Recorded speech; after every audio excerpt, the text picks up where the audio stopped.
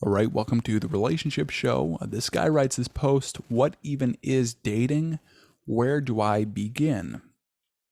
Long post, I won't get into it, but like background is he didn't date in high school, now he moved overseas and doesn't have much dating experience at all. So what is dating? I would just focus on having a good time with another person, and especially someone that you are romantically interested in. That will be the number one focus you just have to do. I mean, if you want to make it simple, that's it. It's like people make it so complicated and thinking that it's like, oh, it should be this, and have like dozens and dozens of rules how things should be in dating. And that's where they make mistakes. It's like they think that, oh, they should text me back right away, or they should text me every single day, or we should, be always in contact, or I have to give them gifts, or she should be, showing up on time no matter what, or she should be, infinite things and infinite possibilities of things that you think it should be like.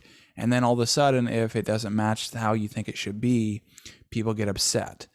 Um, and a lot of dating and successful dating is just eliminating the mistakes that lower attraction, not necessarily adding new things. It's like just have fun on a date. Biggest focus right there. So to do that, to have fun on a date, well, what do you need to do? You need to set a definite date.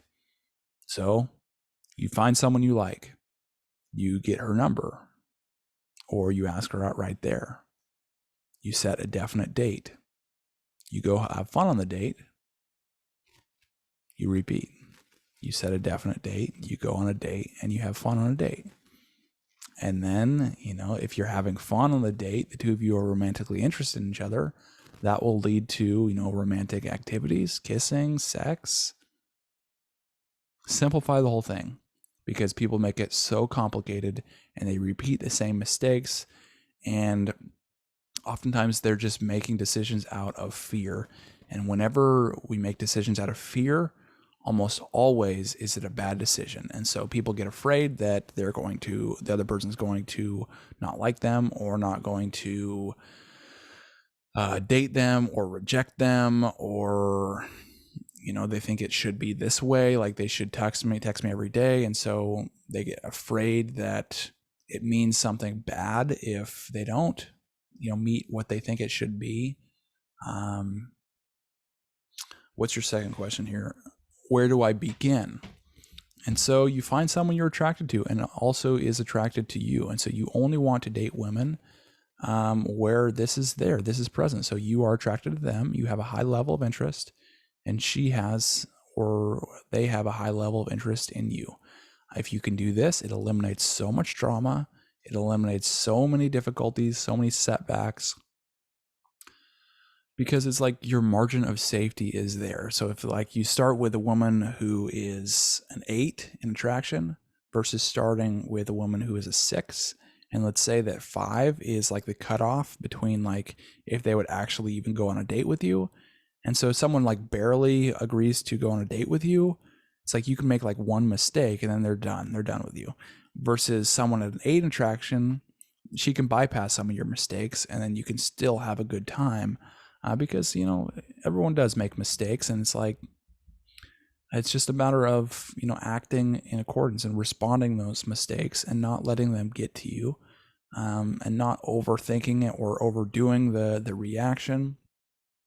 So if you make like a little mistake, you don't have to be like all apologetic or make it into a bigger deal than it is.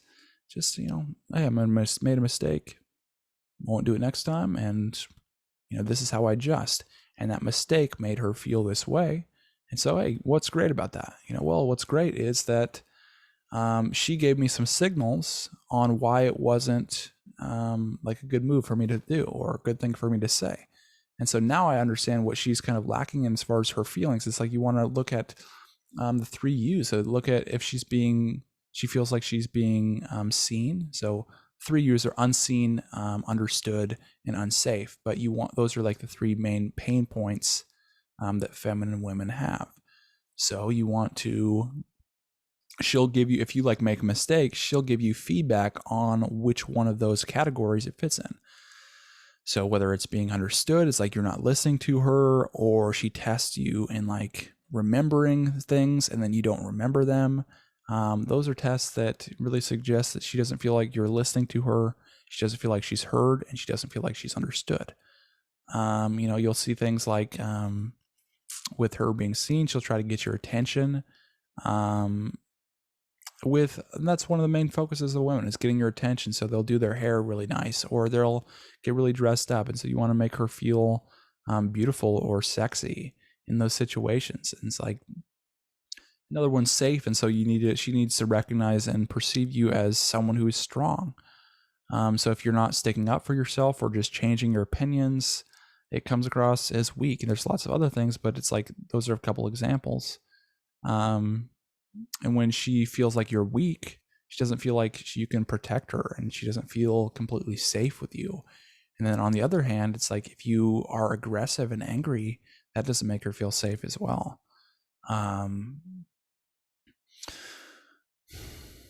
So where do you start? You find someone with that attraction level, you get her number, wait a few days, just let some anticipation build. You don't have to rush into things. And then call her. If her attraction is still there and your attraction is still there, well, you set a definite date with a location, time, and then you want to lock the date in. So it's like, well, if something comes up, call me. Otherwise, and I'll do the same, otherwise I'll just see you at this location. Does that work for you? And she says, yeah. And you just see her at the location. You don't do like call to confirm or anything. You don't have to make it complicated. It's like, if she says, if you set a date, you'll be there. And then just ask her questions that are fun to answer. It's like, you want to come from a mindset. We can direct our focus by the questions that we ask ourselves. So you just ask yourself, hey, how can I find something that this woman is genuinely interested in? And so you ask her questions based around that. And it's like, once you ask that question to yourself, how can I find something that's, that this woman's genuinely interested in? Then it's like, you'll come up with questions and find that. And then you can also have some predetermined ones. What do you do for fun? What are you passionate about? What music do you like? When was the last time you sang out loud? When was the last time you laughed out loud? What's something that a lot of people don't know about you that's a really great skill you have? What are you proud about in your life? What was your favorite year of school? What was your first day of school like? And then ask her, like, what was her relationship with her parents like? Because you want to know that. Because if women or whoever has like a good role model in their life, then oftentimes they'll have like positive associations with relationships. And not always the case, is sometimes people really work on themselves. And, but it's just a good thing to know. And I would avoid serious topics. So I would avoid talking about exes, talking about difficult things you did. If she asks you questions about like difficult things, you ideally want to get off the topic as quickly as possible. But if you're really like pressed to do that and talk about them, you want to talk about what you learned from that experience. So it's like, oh, I went through this divorce or whatever, but you know what? I realized, you talk about like, hey, I went through this divorce, but you know what? I realized that, we weren't right for each other, and we wanted to get out in a time where we could find someone else. And we both, grew so much. I still respect her a lot. I became so much more, and list some examples on like how you became more as a person and how you grew. And just make it as like a learning experience. So take like difficult situations, turn them into learning experience when you're talking. Because if you're saying just negative stuff all the time, it's like, well, she's going to associate negativity with you. So don't make it too serious. And then also with like sex things, especially early on in dating, just don't bring up sex. A lot of guys will think that if they bring up like sex jokes or like joke about sex, then they have a higher likelihood of getting sex. And it's not the case. It's like, just focus on kissing her. It's like, when you can kiss her, then you can, it escalates. And then when in that escalated state, when you're kissing, it's like, that's the best time to ask her back to your place and, have sex. And then also, if she brings up sex, then you can joke back with her, but then it's just like kind of change the subject relatively quickly. because it's just kind of a little bit of a danger zone that early on. And then after the date, it's like if you have a good date, wait for a few days to contact her because you need that space. She needs a space to wonder about you. She needs a space to kind of have that mystery, like your feelings are unclear. Because if she can't like read you fully and you don't come across as like the vast majority of other guys, which just basically say like, oh, I like you and act in accordance with just, I completely like you and I'm completely committed to you from the start. It's like if you just back off and almost see where it goes, it makes her more interested in you. And when she needs that, it's like, why do women love like romance novels and those kind of, movies or whatever? Well, it's because it's like that challenge, that mystery. There's always that sense of mystery in those situations, and women want to be in a love story. And if you can make her feel like she's in a love story, and in love stories there is tension, there's release, there's coming together, there's separation. It's like if you can make her feel like she's in a love story, I mean, that's what it's about. That's what she wants to feel.